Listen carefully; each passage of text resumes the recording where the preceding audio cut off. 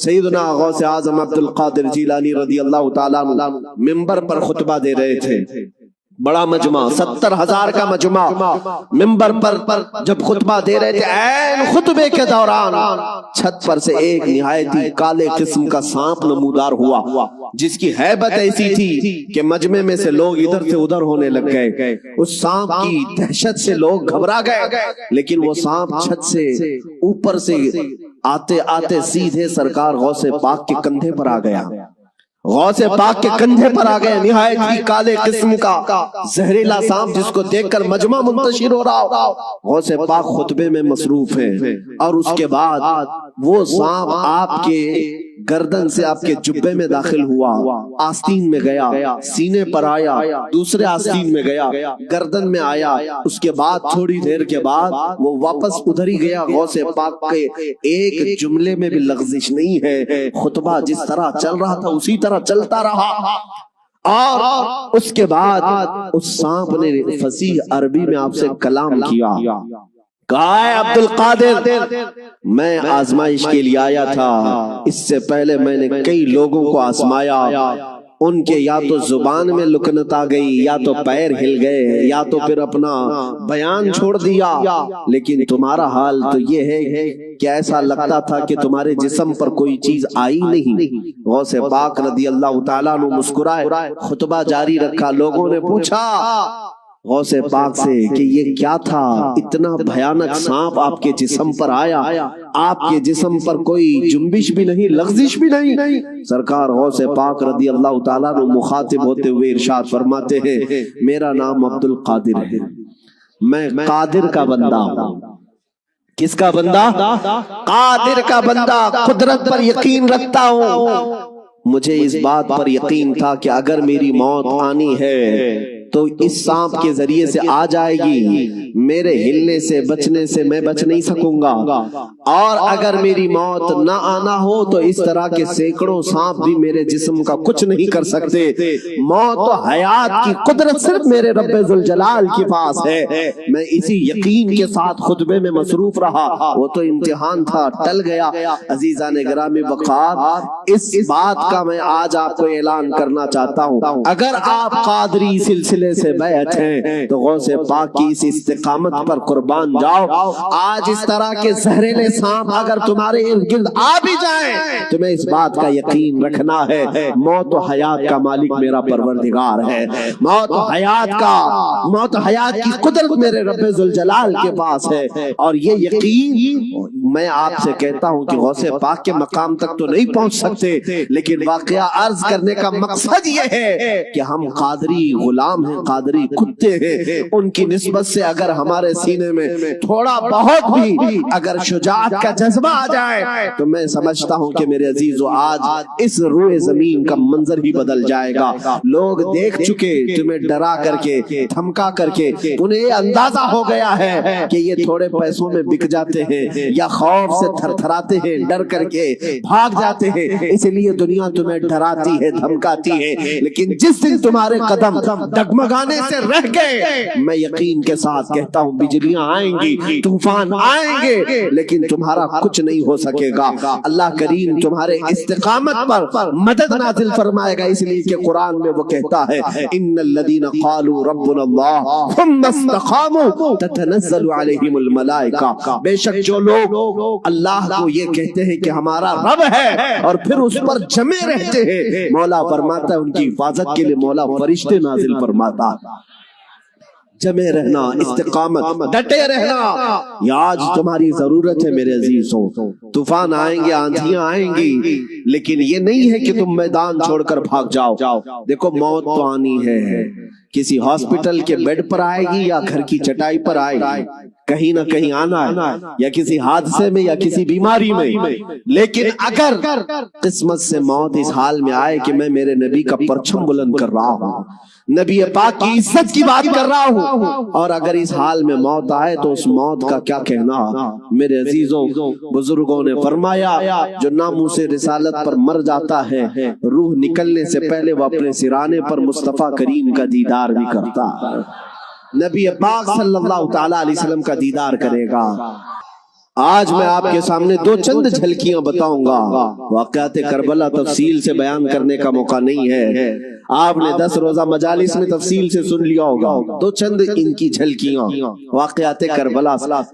اور ایک بات میں بتا دوں، کربلا کے واقعات ماتم کرنے کے لیے نہیں سنائے جاتے، ہاں صرف اور صرف واویلا مچھانے کے لیے نہیں. غم اپنی جگہ پر میرے عزیزوں، ہم سے زیادہ غم کون کرے گا مولا حسین کا، اس لیے کہ ہم اہل سنت و جماعت ہیں. ہم سردار نوجوانان جنت کے سردار سیدنا امام علی مقام کی شہادت کا کیا غم نہیں کرتے؟ غم ضرور کرتے ہیں، لیکن آج واقعات کربلا کو سننے والے اور بولنے والے دونوں کے لیے میں آج ایک بات بتا دوں، صرف اور صرف رونے دھونے کے لیے واقعات نہیں بیان کیے جاتے، بلکہ ہر بزدل کو جوان شیر بنانے کے لیے واقعات کربلا سنائے جاتے. بلکہ میں تو کہتا ہوں اگر بیان کرنے کا انداز، میں تو مقرر نہیں ہوں، میں خطیب نہیں ہوں، میرے پاس کوئی انداز بھی نہیں ہے، میں تو اپنی گفتگو کرنے کا عادی ہوں، لیکن اگر سچا غلام حسین کوئی ممبر سے بیان کرے، دیکھنا قسم رب ذوالجلال کی 80 سال کا بوڑھا بھی تمہیں 25 سال کا جوان نظر آنے لگ جائے.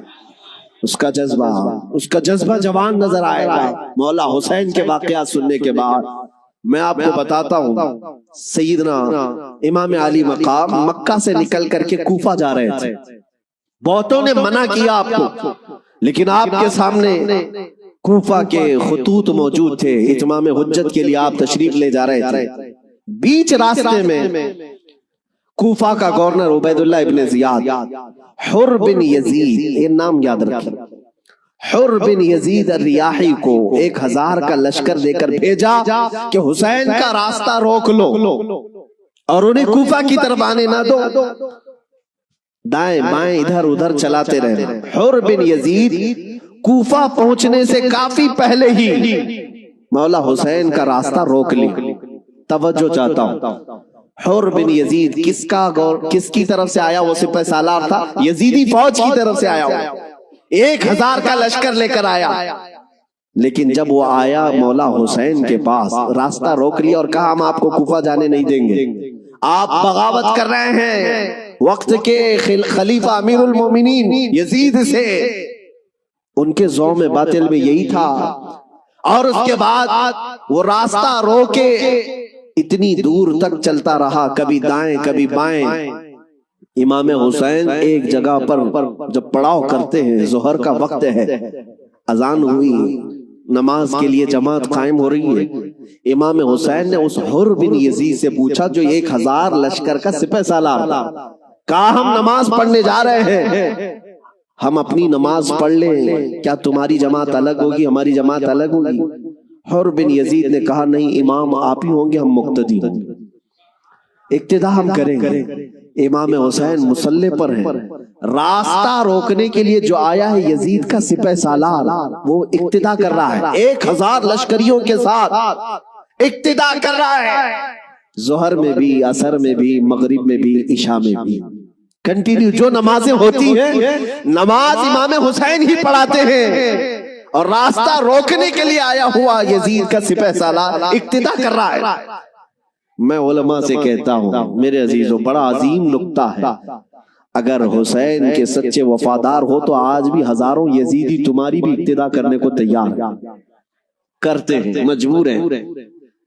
اگر سچے حسینی بن جاؤ تو اقتدا تو ہوگی، لیکن جو بات مجھے عرض کرنی ہے وہ یہ، راستہ روکا اور اس کے بعد پھر پیغام آیا کہ امام حسین کو کوفہ کی طرف آنے مت دینا، کسی اور راستے کی طرف لے جاؤ.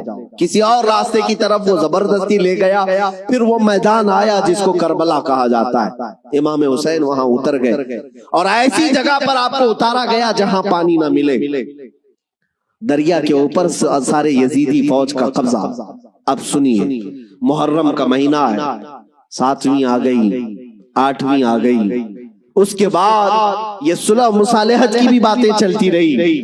امام حسین نے پیغام بھیجا تھا عبید اللہ ابن زیاد کو، 3 آپشن دیے تھے، کوئی قبول کر لو، لیکن وہ ظالم آپ کے خون کے در پہ تھے، مانے نہیں. 4000 کا لشکر دے کر بھیجا، پھر اس کے بعد تقریباً 15000 کا لشکر دے کر بھیجے. 15,000 یا 16,000 کا لشکر لے کر دوبارہ بھیجا۔ اب یہ 9 محرم آئی ہے، توجہ چاہتا ہوں، 22,000 کا لشکر۔ امام حسین نے خطبہ دیا کہ میں تمہارے پاس جنگ کرنے کی نیت سے نہیں آیا، تم میری عظمت نہیں جانتے، میں فاطمہ زہرا کا بیٹا ہوں، حیدر کرار کا نور نظر ہوں، رسول اللہ کا نواسا ہوں، میرے خون سے اپنے ہاتھ رنگین نہ کرو، ان پر کوئی بات اثر نہ کرے۔ اس کے بعد حر بن یزید جو 1,000 کا لشکر لے کر سب سے پہلے راستہ روکنے آیا تھا، وہ یزیدیوں کے پاس آیا اور کہا ان کی ایک بات تو مان لو، وہ جنگ کرنے نہیں آئے، اگر وہ صلح چاہتے ہیں تو ختم کر دیتے معاملہ۔ لیکن یزیدی فوج کے جو بڑے سپہ سالار تھے، عمرو بن سعد یا شمر، ان لوگوں نے کہا اے حر، تجھے مصالحت کرنے کے لیے نہیں بھیجا گیا ہے، تجھے فوجی بنا کر بھیجا گیا ہے، لڑنا ہے تو ہمارے ساتھ لڑو ورنہ یہاں سے دفع ہو جاؤ۔ جب یزیدی فوج کے بڑے سپہ سالاروں نے حر بن یزید کی بات نہیں مانی تو سنو، پورے مجمع میں وہی حر جو یزید کا سپہ سالار تھا اعلان کرتا ہے تمہاری سپہ سالاری تمہیں مبارک ہو، میں حسین کے خیمے میں جاتا ہوں۔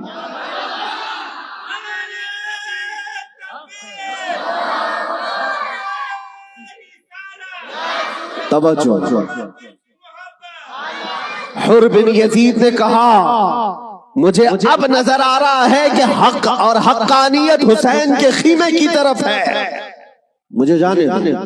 ان لوگوں نے کہا تم جا سکتے ہو۔ حر بن یزید کو پتا تھا حسین کے ساتھ جانے کا کیا انجام ہو سکتا ہے، 22,000 کا لشکر جرار ہے اور ادھر صرف 80-82 لوگ ہیں، ایسے وقت میں ایک چھوٹی جماعت کا ساتھ کون دے سکتا ہے جہاں بھاری بھرکم لشکر سامنے موجود ہو؟ میرے عزیزوں، ایک چھوٹی جماعت کا ساتھ صرف وہی دے سکتا ہے جس کے سینے کو مولا ہدایت کے لیے کھول دیتا ہے۔ میں نے دیکھا ہے مصیبتوں کے وقت کون ہمارے ساتھ کھڑا ہوتا ہے۔ لوگوں کی نظروں میں بہت بڑی بڑی حکومتیں ہوتی ہیں، ارے بہت سارے لوگ تو ڈر جاتے ہیں ان کے ساتھ کھڑے ہو جائیں، فوٹو میں آ جائیں گے تو کل کیس ہمارے اوپر بھی ہو جائے گا۔ میرے عزیزوں، میں اپنی بات نہیں کرتا، لیکن ایک بات ضرور ہے، حق جماعت اگر اقلیت میں بھی کیوں نہ ہو، اللہ کی مدد آج یا کل اسی کے ساتھ ہوگی۔ اگرچہ آج وہ مظلوم نظر آئے لیکن اللہ تعالیٰ غالب فرمائے گا۔ حسین اعظم کے پاس حر بن یزید آ گئے۔ جس بات کی طرف میں تمہیں لے جا رہا ہوں اس کے لیے اتنا لمبا واقعہ بیان کرنا پڑا، جو اصل لب لباب ہے، جو خلاصہ ہے اس واقعے کا، وہ ابھی عنقریب بیان کرتا ہوں۔ نوجوانوں توجہ سے سنو، توجہ۔ حسین ابن علی رضی اللہ تعالیٰ عنہ کے پاس آ گیا حر بن یزید، قدموں میں گرا، کہا مولا مجھے معاف فرما لے، میں نے راستہ روکا آپ کا، میں آپ کو مجبور کیا اس میدان میں آنے کے لیے، لیکن میں آپ کے ساتھ اب اس وقت تک رہوں گا جب تک میری آخری سانس نہ آ جائے، میں آپ کی حمایت میں لڑوں گا۔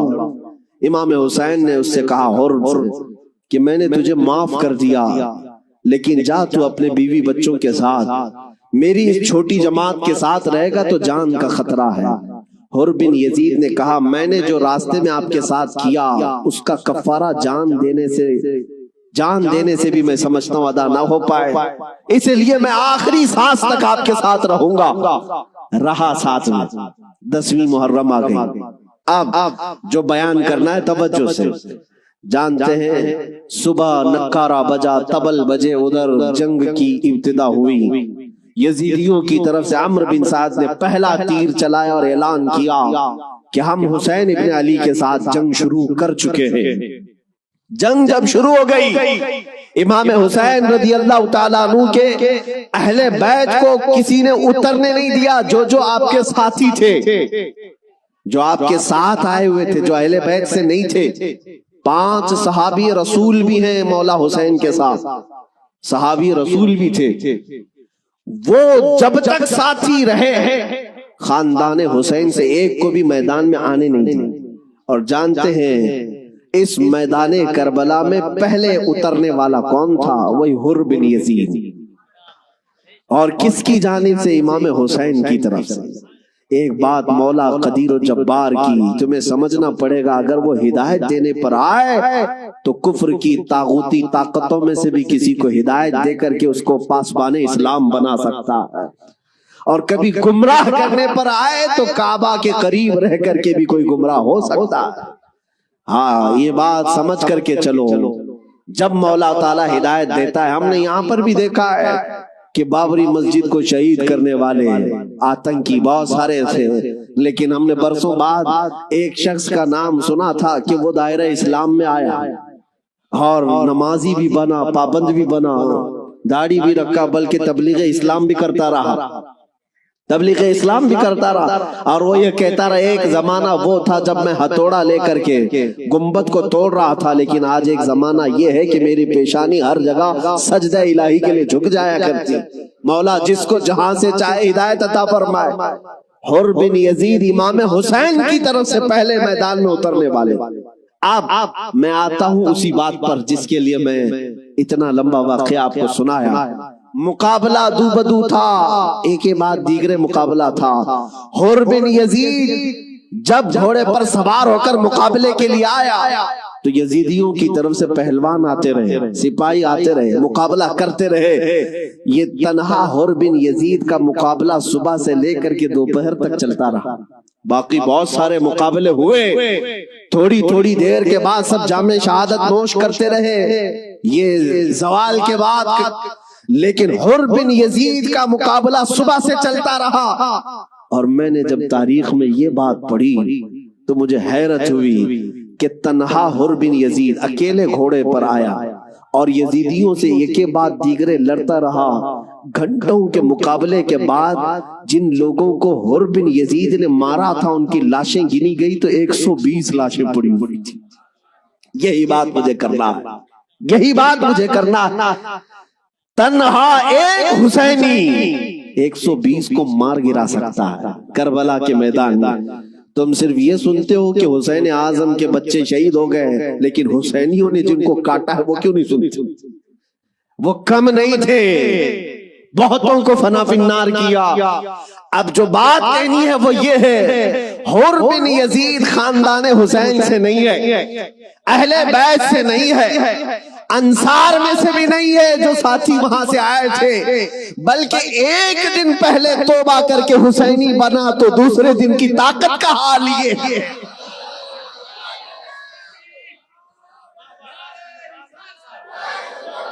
اب بات سمجھ میں آ گئی، بات سمجھ میں آ گئی۔ ایک دن کا حسینی 120 پر بھاری ہو سکتا ہے تو جو بچپن سے حسینی ہے وہ ہزاروں پر ضرور بھاری ہوگا، کیوں نہ بھاری ہوگا۔ اعلیٰ حضرت فاضل بریلوی رضی اللہ تعالیٰ عنہ نسبت قادریت پر فخر کرتے ہوئے کہتے ہیں، کیا دبے جس پہ حمایت کا ہو پنجہ تیرا، شیر کو خطرے میں لاتا نہیں کتا تیرا۔ عزیزان گرامی، نسبت قادریت پر جب اتنا فخر ہے تو نسبت حسینی پر کتنا فخر ہو۔ مولا حسین کی نسبت نے اچھے اچھوں کو جوان کر دیا، اور ان کے سگے بھتیجے امام قاسم نے، جانتے ہو عمر کیا تھی امام قاسم کی؟ یہاں بیٹھے ہوئے اکثر لوگ عمر میں بڑے ہوں گے بہت سارے، 19 سال کی جوانی تھی، 19 سال کی جوانی۔ تاریخ نگاروں نے لکھا ہے امام قاسم جب گھوڑے پر بیٹھ کر کے آئے تھے تو یزیدی خیمے میں ایسی کھلبلی مچی، لوگ یہ کہتے تھے کہ قاسم بن حسن، امام حسن کے بڑے بیٹے امام قاسم، میں نے یہ بھی روایت پڑھی، امام قاسم جب گھوڑے پر صرف پہلو بدلتے تھے، پہلو بدلنے، گھوڑے پر ادھر سے ادھر اس طرح پہلو بدلنا، تو یزیدی خیمے کے لوگ کہتے ہیں جب قاسم بن حسن گھوڑے پر پہلو بدلتے تھے تو ایسا لگتا تھا کہ بجلی چمک رہی ہے، بجلی چمک رہی ہے۔ یہ خوف سینوں میں ہزاروں کے ہونے کے باوجود کس نے طاری کیا؟ میرے عزیزو، وہ رب ذوالجلال ہے، غالب حکمت والا، جس نے قرآن میں فرمایا وَلَا تَهِنُوا وَلَا تَحْزَنُوا وَأَنْتُمُ الْأَعْلَوْا إِن كُنتُم مُؤْمِنِينَ، تم گھبراؤ مت، پریشان مت ہو، مولا فرماتا تم ہی غالب رہو گے اگر تم سچے ایمان والے ہو، اگر تم میرے مصطفیٰ کریم صلی اللہ علیہ وسلم کے سچے غلام ہو۔ لوگ تو صرف کربلا کے میدان میں یہ دیکھتے ہیں کہ امام حسین کی شہادت ہو گئی، علی اصغر کی شہادت ہو گئی، علی اکبر کی شہادت ہو گئی، عباس علمبردار کی شہادت ہو گئی، یہ شہادتیں اپنی جگہ پر، لیکن اگر کمپیریزن میں میں بتاؤں کس نے کتنوں کو مارا تھا، کس نے کتنوں کو زخمی کیا تھا، تو پھر تمہیں پتہ چلے گا کہ وہ کٹ کر کے بھی فتح یاب تھے، وہ شہید ہو کر کے بھی فتح یاب تھے، اس لیے کہ یزیدیوں کے پاس بولنے کے لیے منہ نہیں ہے۔ اگر کسی یزیدی کو پوچھے کہ تم کس کے ساتھ لڑنے کے لیے گئے تھے تو یہ کہیں گے 80 لوگوں کے ساتھ۔ کتنے لوگوں کے ساز و سامان کے ساتھ گئے تھے؟ کہیں گے 22,000 کے ساتھ۔ تو دنیا آج بھی ہنسے گی 80 لوگوں سے لڑنے کے لیے 22,000 گئے تھے، کیا کیا لے کر گئے تھے؟ ہاتھی بھی تھے، گھوڑے بھی تھے، نیزے بھی تھے، تلواریں بھی تھی، بھالے بھی تھے، سب تھا۔ پھر اگر تم سے پوچھا جائے ساز و سامان کے ساتھ سہولتیں کیا تھی، یزیدی کہیں گے پورا پانی ہماری طرف تھا، دریائے فرات بھی ہماری طرف تھا، کھانا بھی ہماری طرف، پانی بھی ہماری طرف۔ پھر دنیا پوچھے گی ادھر کے خیمے میں حسین کتنی تیاری کے ساتھ آئے تھے، تو تمہیں منہ جھکا کر کہنا پڑے گا ان کے پاس صحیح قسم کے نیزے اور تلواریں بھی نہیں تھی، اور گھوڑے اور ہاتھی اور اونٹ بھی نہیں تھے، ان کے پاس تو 3 دن کی بھوک بھی تھی، پیاس بھی، اور اس کے علاوہ ان نوجوانوں کے پاس بھوک و پیاس کی شدت کے ساتھ ساتھ ساز و سامان جنگ بھی نہیں تھا۔ تب دنیا آج بھی کہے گی بھلا اس کو جنگ کہتے ہیں، بھلا اس کو مقابلہ کہتے ہیں۔ وہ حسینی اگر تمہارے ساتھ مقابلہ نہ بھی کرتے تب بھی قیامت تک حسین کی فتح کا پرچم لہرا رہا ہوتا، لیکن آج دنیا یہ دیکھ کر کے بھی کہتی ہے، چلو تخت و تاج کے مالک ہونے کو اگر آج دنیا یہ کہتی ہے، طاقت والے فتح یاب ہیں، حکومت والے فتح یاب ہیں، تخت والے فتح یاب ہیں، توجہ سے یہ بات میں آج ذمہ داری کے ساتھ کہہ رہا ہوں، کل کو اگر مجھے کوئی پھانسی پر چڑھائے، کل کو اگر مجھے کوئی گولی مارے تو یہ بات میری یاد رکھنا میرے عزیزو، ظالموں کی حکومت زیادہ دیر تک نہیں چلتی۔ یزید کا تخت بھی تھا، تاج بھی تھا، حکومت بھی تھی، فوجی بھی تھے، سپاہی بھی تھے، لیکن آج جاؤ اس یزید کے تخت کو ڈھونڈنے کے لیے، محل کو ڈھونڈنے کے لیے۔ دمشق آج بھی موجود ہے، ملک شام آج بھی موجود ہے۔ دمشق اگر جا کر کے لوگوں سے پوچھو گے وہ تخت کہاں ہے جہاں سے حکومت کی جاتی تھی، یہاں سے بیٹھ کر کے کربلا کے ریگزاروں میں خون بہایا جا رہا تھا، یزید کہاں ہے، تخت کہاں ہے؟ وہاں دمشق کے رہنے والے شاید تمہارا ہاتھ پکڑ کر کے لے جائیں گے ایسی جگہ پر جہاں پورے دمشق کا کچرا پھینکا جاتا ہے، جہاں پورے دمشق کی گندگی ڈالی جاتی ہے، اور لوگ کہیں گے یہیں پر یزید کو دفن کیا گیا تھا۔ تم ناک پکڑ کر کے بھاگ آؤ گے، وہاں پر کھڑے نہ ہو سکو گے جہاں یزید کو دفن کیا گیا تھا۔ تاج بھی نہیں، تخت بھی نہیں، فوج بھی نہیں، اور ذریت اولاد بھی نہیں، اور پھر آؤ کربلا کے میدان میں، پھر آؤ عراق کی سرزمین پر، یہاں کسی سے جا کر پوچھنا، سنا ہے 1400 سال پہلے یہاں ایک جنگ ہوئی تھی، کربلا کا میدان تھا، رسول کے نواسے خاندان اہل بیت کے ٹکڑے کر دیے گئے تھے، انہیں جام شہادت پوش کرنا پڑا تھا، وہ میدان کہاں ہے؟ میرے عزیزوں، کربلا کا کوئی بھی آدمی تمہارا ہاتھ پکڑ کر لے جائے گا اور کہے گا اے عزیز یہاں وہ میدان نہیں ہے، یہاں کوئی ویرانگی اور صحرا نہیں ہے، آؤ تمہیں لے جاتے ہیں، اور لے جا کر کے ایسی جگہ کھڑا کرے گا جہاں سے تمہاری نظر اٹھے گی تو سونے سے قلعی کیا ہوا لہراتا ہوا پرچم حسین تمہیں آج بھی اس بات کا اعلان کرے گا، شاہ اسد حسین، بادشاہ اسد حسین۔ عزیزان گرامی وقار، آپ کو یہ بات یاد رکھنی ہوگی کہ جس کو آئیڈیل بنایا اور نمونہ بنایا ہے اس کے اندر اسی طرح کی عادتیں بھی آتی ہیں۔ اسی لیے میرے آقا صلی اللہ علیہ وسلم نے ارشاد فرمایا اپنی صحبتیں ڈھونڈ کر کے بناؤ، دوست بھی بناؤ یا کسی کے پیچھے چلو تو پہلے دیکھ لو۔ یہ آج میں بچوں سے کہتا ہوں، تم گلیمر کی دنیا میں جن لوگوں کے پیچھے بھاگتے ہو سمجھتے ہو کہ یہ ایکٹر سٹار ہے، اس کے پیچھے بھاگنا ایک فیشن ہے، بھاگتے رہو گے ایسے گڑھے میں گر جاؤ گے جہاں سے نکلنا ہی مشکل ہے۔ ہم نے دیکھا ہے ان دنیاوی مکاروں اور عیاروں کے پیچھے بھاگنے والے نوجوان کبھی سکھ سے نہ رہ سکے، اور ان کی حیثیت کیا ہے؟ فلموں میں آ کر کے تھرک کر کے ناچ کر کے مجرے دکھا کر کے اگر لوگ یہ سمجھتے ہیں کہ یہ بہت بڑے سٹار ہیں، میرے عزیزو ذرا حسن بکھرنے تو دو، بڑھاپا آنے تو دو، اور جب پھر جھریاں پڑ جائیں، کمر ٹیڑھی ہو جائیں، تو پھر ہم دیکھتے ہیں کتنے فین ہیں تمہارے۔ لیکن مجھے یقین ہے مولا حسین کا غلام 80 سال کا بھی ہو جائے تو اس کے فین کی کمی نہیں ہوتی، اس کے فینز کم نہیں ہوتے۔ اور ہم نے اپنی زندگی میں حضور تاج الشریعہ کو دیکھا۔ میرے عزیزوں، دیکھا ہے آپ حضرات نے، حضرت کی عمر تقریباً 70 کے اوپر تھی، 74 سال کی عمر میں، اور بال پورے سفید ہیں، 2 لوگ پکڑ کر کے چلاتے ہیں، لیکن ہم نے دیکھا ہے جس طرف سے گزر جائے لاکھوں صرف ایک جھلک دیکھنے کے لیے بے قرار۔ ان نوجوانوں سے پوچھو، دنیا تو فلم سٹاروں کے پیچھے بھاگتی ہے اور تم 70 سال کے اوپر اس بزرگ کو دیکھنے کے لیے بےتاب ہو، بے قرار ہو۔ اور حد تو یہ ہے میرے عزیزوں، نہ ان کے آنے کا کوئی پرچار، نہ سوشل میڈیا کا زمانہ، نہ فیس بک، واٹس ایپ اور انسٹاگرام میں ہے ان کے آنے کی جانے کی خبریں، نہ ان کے جلسوں کی خبریں، لیکن پھر بھی آپ نے دیکھا کہ پورا زمانہ ٹوٹ پڑتا تھا۔ وہ جب جہاں گئے، یہی کی بات نہیں ہے، میں حضرت کے ساتھ مصر میں بھی دیکھا، اور حج میں نے الحمدللہ پہلا حج حضرت کے ساتھ کیا۔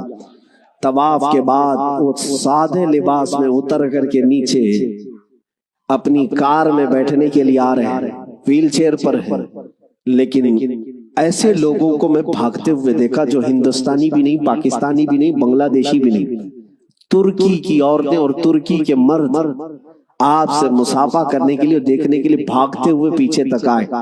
میرے عزیزو، ترکی میں جمال کم نہیں ہے، ترکی میں خوبصورتی کم نہیں، ہر آدمی گورا ہے، ہر آدمی خوبصورت ہے۔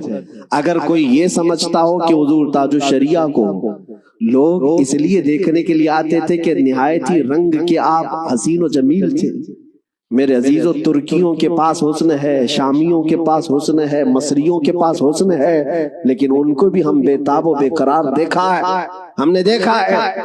اسی وقت ہم نے، میرے پڑھنے کا زمانہ تھا، ان ترکیوں سے میں نے پوچھا تھا، وہ صحیح طریقے سے عربی بھی نہیں جانتے اور صحیح طریقے سے انگلش بھی نہیں جانتے، لیکن ٹوٹی پوٹی جو بھی ان کو عربی آتی۔ ہم نے پوچھا، ان کو جانتے ہو؟ ان کو جانتے ہو؟ ان کو ملنے کے لیے تم دوڑے آئے؟ کہا جانتے تو نہیں۔ فوٹو میں کبھی دیکھا؟ فوٹو تو ہوتا ہی، کہیں کوئی ویڈیو دیکھا؟ نہیں۔ پھر کیوں؟ کہتے ہم نے طواف میں بیٹھے بیٹھے دیکھا، ان کی طرف ہمارا دل کھینچا جا رہا تھا۔ میرے عزیزو، جو حسین اعظم کا غلام ہو، غوث پاک کا سچا غلام ہو، مولا کریم اس کے چہرے میں یہ کشش رکھتا ہے، چاہے وہ 80 سال کا ہو یا 90 سال کا ہو، وہ دنیا کو اپنی طرف کھینچ لیتا ہے، وہ کھینچ لیتا ہے۔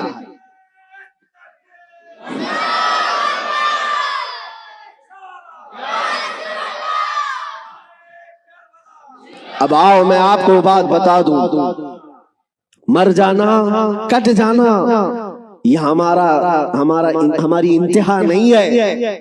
اگر کوئی یہ سمجھتا ہے کہ ہمیں پھانسی دے کر کے یہ ختم کر دے گا تو اس کی خام خیالی ہے۔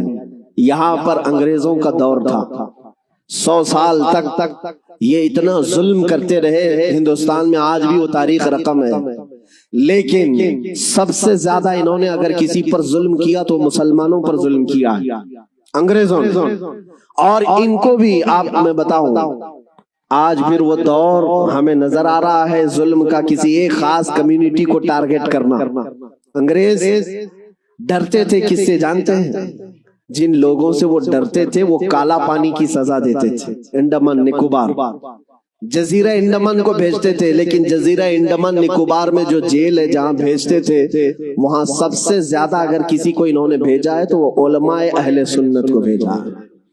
یعنی آج سے 100 سال پہلے بھی انگریزوں کے خیمے میں کھلبلی تھی تو علماء سے ہی تھی، حق بولنے والے علماء ربانیین، اور پھانسی پر چڑھایا ہے 30,000 علماء کو اہل سنت و جماعت کے۔ ایک بات میں آپ کو بتانا چاہتا ہوں، علامہ کفایت علی کافی رحمۃ اللہ علیہ مراد آباد شہر کے رہنے والے ایک عاشق رسول، ان سے انگریز اتنا ڈرتے تھے کیونکہ جانتے تھے کہ ان کی زبان سے نکلے ہوئے کلمات سے اچھے اچھوں کے دل بدل جاتے ہیں۔ ان کو پتا ہے عالم ربانی عالم حقانی کی زبان کو وہ توپ سے زیادہ اہمیت دیتے ہیں، کوئی توپ اور بندوق سے مارے اس سے زیادہ اہمیت ان کو ایک عالم ربانی کی زبان سے نکلے ہوئے حق جملے۔ اسی لیے کفایت علی کافی کو گرفتار کرنے کے لیے جانتے ہیں کتنے لوگ آئے تھے؟ انگریز فوج کے 3000 لوگ آئے تھے ایک عالم کو گرفتار کرنے کے لیے۔ ہمیشہ دنیا کے ظلم نے یہ بتایا ہے کہ یہ بزدل ہوتے ہیں، ہمیشہ بتایا ہے انہوں نے کہ باطل خیموں میں اکثر مادہ ہوتے ہیں، ان میں شیر نر نہیں ہوتا۔ ایک اہل سنت و جماعت کے عالم ربانی کو گرفتار کرنے کے لیے 3000 کی فوج آئی اور گرفتار کیا، اور انہیں گرفتار کر کے سزائیں کیا دی تھی جانتے ہیں؟ ان کے جسم پر گرم استری پھیری جاتی تھی، اور جب ان کی چمڑی جل جاتی تھی تو نمک چھڑکا جاتا تھا۔ یہ کفایت علی کافی رحمۃ اللہ علیہ تقریباً 1 ہفتے تک انہیں سزائیں دی گئی، اور پھر کہا جانے لگا کہ تم فتویٰ بدل لو، تم اپنی باتیں بدل لو، ہم اپنی حکومت میں تمہیں اہم عہدہ بھی دے دیں گے اور ماہانہ وظیفہ بھی جاری کر دیں گے۔ مگر وہ کفایت علی کافی عاشق رسول تھے، بازار مصطفیٰ میں بکا ہوا غلام پھر کسی انگریز کے ہاتھ میں کیسے بک سکتا ہے؟ میرے عزیزوں، وہ کفایت علی کافی اعلیٰ حضرت سے پہلے کے ہیں، اعلیٰ حضرت سے پہلے کے 1857 کی بات کر رہا ہوں، غدر جس کو کہتے ہیں انگریز۔ اس وقت کفایت علی کافی سے کہا ان لوگوں نے، آپ نے کہا میں اپنے جملوں کو اور اپنی زبان کو بدل لوں، وہ بھی میرا دین اتنا ہلکا اور سستا نہیں ہے، میرے جسم کو ابھی تم نے صرف استری سے پھیرا ہے، اگر ٹکڑے بھی کر دو تو میں اپنے اسی عزم پر باقی رہوں گا، اس لیے کہ کربلا کی داستان ہم نے بھی پڑھی ہے۔ میرے عزیزوں، کفایت علی کافی رحمت اللہ تعالی علیہ کو 7 دن کے بعد تقریباً ایک چوراہے پر پھانسی کے لیے لایا گیا، اور سارا مجمع بھی تھا، پھانسی پر آپ کو چڑھایا گیا، اور اس عاشق رسول سے انہوں نے کہا تھا کہ اگر کوئی آخری خواہش ہے تو بتاؤ۔ ایک سچا عاشق رسول یہ نہیں کہتا کہ بیوی کو دیکھ لوں، بچوں سے بات کر لوں، جائیداد پراپرٹی کی وصیت کر لوں، بلکہ وہ کہتا ہے عاشق رسول پھانسی کا پھندا لگنے سے پہلے خواہش یہ ہے کہ ایک بار نعت رسول پڑھ لوں۔ اور پھر کہا گنگناتے ہوئے، کوئی گل باقی رہے گا نہ چمن رہ جائے گا، پر رسول اللہ کا دین حسن رہ جائے گا، اطلس و کم خواب کی پوشاک پہ نازا نہ ہو، اس تنے بے جان پر صرف خاکی کفن رہ جائے گا، سب فنا ہو جائیں گے کافی وہ، لیکن حشر تک نام حضرت کا زبانوں پر چلن رہ جائے گا۔ نکل کر کے صحرا سے جس نے الٹ دیا تھا تخت روما کو، نکل کر کے صحرا سے جس نے الٹ دیا تھا تخت روما کو، سنا ہے قدسیوں سے میں نے کہ وہ شیر پھر ہوشیار ہوگا۔ ہمیشہ سے اللہ رب العزت نے 313 کے ذریعے سے فتح اسلام فرمائی، اور قیصر و کسریٰ کو دھول چٹانے والی جماعتیں بھی بہت بڑی بڑی نہیں تھیں، وہی صحابہ تھے جو چند کھجوروں پر پورے دن گزارا کرتے تھے۔ عزیزان گرامی، جب یہ جواب ملا تو یہاں کہے لگنے لگے بادشاہ کے ہاں، فوج کے ہاں، کہ یہ دیوانوں کی جماعت ہے اور اتنی بڑی بات کر رہے ہیں۔ اکثر ایسا ہوتا ہے کہ جب کبھی کوئی چھوٹا بڑی بات کرے تو لوگ اس کا مذاق اڑاتے ہیں یہاں پر، لیکن انہوں نے جس کو چھوٹا سمجھا ہوگا وہی در حقیقت پورے ہند کا بادشاہ بھی تھا۔ اس نے کہا کہ آپ نے دیکھا ہماری فوج کو، ہمارے اتنے ہاتھی گھوڑے ساز و سامان، اتنی بڑی فوج لشکریاں، اور ہم شکست کھا کر کے آ رہے ہیں، بڑی طاقتیں وہاں پر موجود ہیں۔ آپ نے جواب بہت ہلکے انداز میں یہ دیا، ہاں فرق یہی ہے شہاب الدین تو گیا تھا ہاتھی گھوڑوں کے بھروسے، معین الدین اللہ کے بھروسے جا رہا ہے۔ یہ توکل اہل حق کو ہمیشہ فتح یاب کرتی ہے، یہ توکل اللہ کی ذات پر یقین اہل حق کو ہمیشہ سر بلند رکھتی ہے۔ عزیزان گرامی وقار، آج بھی میں ایک جملہ دے جاتا ہوں آپ کو جو ہمیشہ تمہارے دلوں کو مطمئن رکھے گا اور حوصلہ بڑھا کر کے رکھے گا۔ وہ دن یاد کرنا جب میرے آقا صلی اللہ تعالی علیہ وسلم کے قتل کا منصوبہ بن گیا اور پورے گھر کا گھیراؤ کر لیا کافروں نے، تلواریں سونت لی۔ ان حالتوں میں میرے آقا صلی اللہ علیہ وسلم کو میرے رب ذوالجلال نے صحیح سلامت ان کے سامنے سے نکالا۔ کوئی ایک بھی مشرک حضور کو دیکھ نہیں سکا۔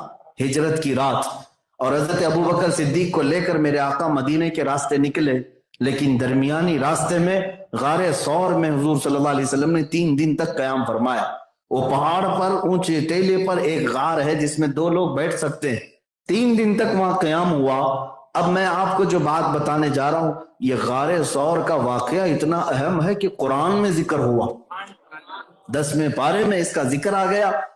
وہ وقت بھی آیا کہ مشرکین پوری جگہوں پر ڈھونڈنا شروع کر دیے حضور صلی اللہ علیہ وسلم اور حضرت ابوبکر کو۔ ہر کونے پر انہوں نے قاصد بھیج دیے مکہ کے ہر سرحد پر کہ کس طرف گئے ہیں، اور وہ قدموں کے نشان دیکھتے دیکھتے دیکھتے غار ثور تک بھی پہنچ گئے۔ غار ثور یعنی وہ پہاڑ کی اونچائی 5000 فٹ اونچی ہے، چڑھ کر کے اگر آئیں تو 8 دن تک پٹھے درد کرتے ہیں آج بھی۔ میرے عزیزو، غار ثور تک پہنچ گئے، اور حضرت ابوبکر صدیق فرماتے ہیں مجھے ان مشرکین کے پیر نظر آنے لگے، ان کی آہٹ بھی محسوس ہو گئی۔ یہاں تک قریب آ گئے، یہ 2 لوگ ہیں اور وہ ایک پوری جماعت آئی ہے، اور بری نیت سے آئے، گرفتار کریں گے، قید کریں گے، ماریں گے، کچھ بھی کر سکتے ہیں۔ اللہ تبارک و تعالیٰ کو جب حفاظت فرمانا ہے تو حفاظت کسی بھی انداز سے کرتا ہے۔ روایتیں بتاتی ہیں کہ ایک مکڑی نے جالا بنا اور ایک کبوتری نے انڈے دیے، اور وہ دیکھ کر کے وہ مشرکین یہ سمجھ گئے کہ برسوں سے یہاں کوئی شخص آیا نہیں ہے۔ ایک مکڑی کا جالا، ظاہر سی بات ہے اگر کوئی آیا ہوگا تو یہ جالا ٹوٹ چکا ہوتا، تو وہ وہاں سے الٹے پاؤں واپس ہو رہے تھے۔ لیکن جو غار کے اندر کا ماحول تھا وہ قرآن نے بیان کیا۔ وہ کیا تھا؟ صدیق اکبر کا دل بے چین ہونے لگا، اپنی جان نہیں مصطفیٰ کی جان، حضور کی ذات کو فکر کرتے ہوئے کہ کہیں کوئی کافر غزن نہ پہنچائے۔ آپ گھبرانے لگے بار بار کہ یہ قریب آ گئے، قریب آ گئے، ان کے پیر نظر آنے لگے۔ تب میرے آقا صلی اللہ علیہ وسلم نے ان کے سینے پر ہاتھ مار کر ایک جملہ فرمایا، وہ جملہ قرآن پاک میں آ گیا ہے۔ میرے آقا صلی اللہ علیہ وسلم نے فرمایا لا تحزن ان اللہ معنا، اے ابو بکر گھبرا مت، اللہ ہمارے ساتھ ہے۔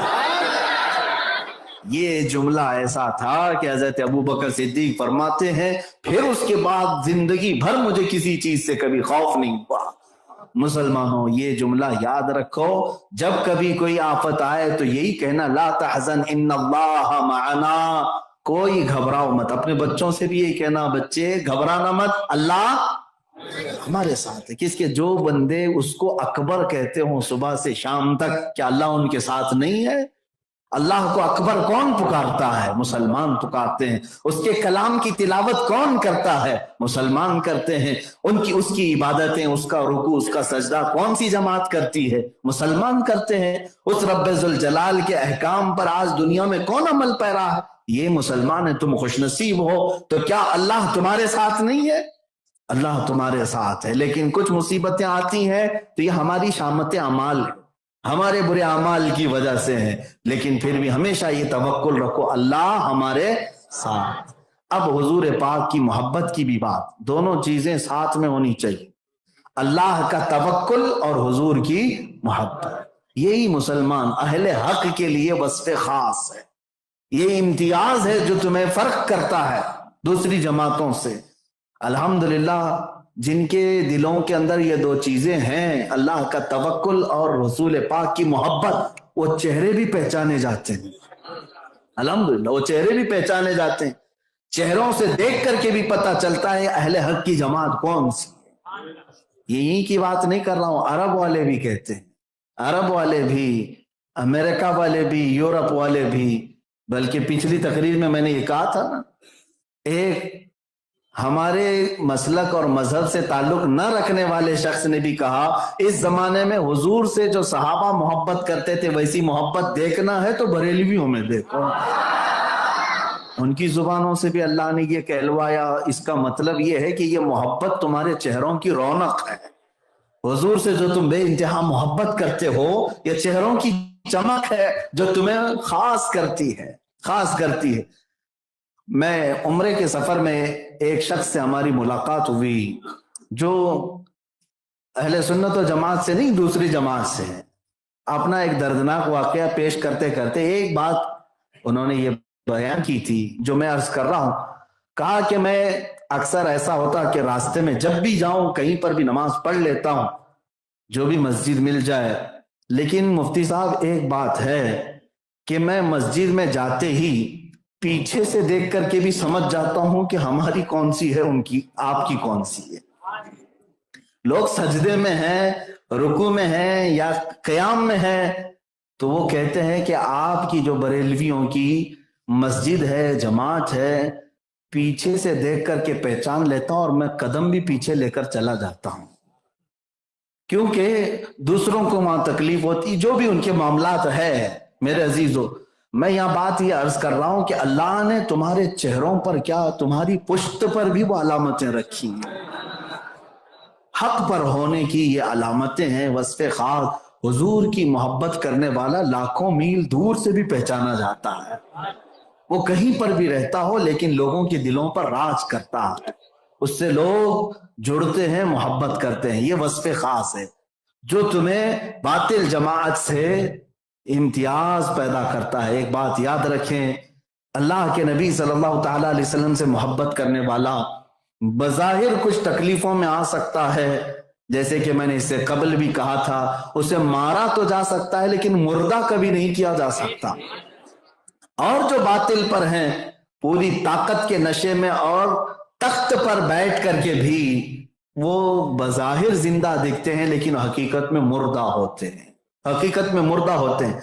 न हमें आज अबू जहल का कोई पुरसान हाल नजर आता है, ना उसकी अस्सलामु अलैकुम वरहमतुल्लाहि वबरकातुहू। दोस्तों, उम्मीद है ये बयान आपको बहुत ज्यादा पसंद आया होगा।